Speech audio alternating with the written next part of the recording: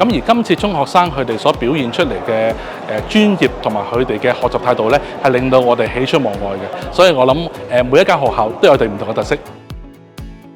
同學對於物流方面都好有興趣嘅，而佢哋都有好多嘅諗法啦，所以咧我哋就想透過參加今次嘅比賽咧，將佢哋所想嘅嘢咧，就用一個模型嘅模式去實踐出嚟。而呢啲諗法咧，正正其實可能喺將來嘅物流行業裏面咧，都可以應用到出嚟嘅。咁呢個係我哋參賽嘅一個原因咯。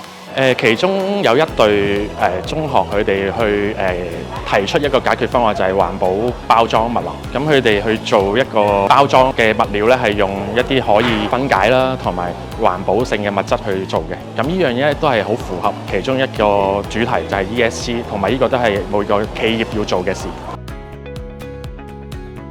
我覺得最大嘅收穫就係同同學們去準備呢個比賽嘅過程，喺呢個過程之中係學習咗好多唔同嘅知識，同埋增進咗我哋嘅感情啊！可以話俾我識咗幾個好好嘅新朋友。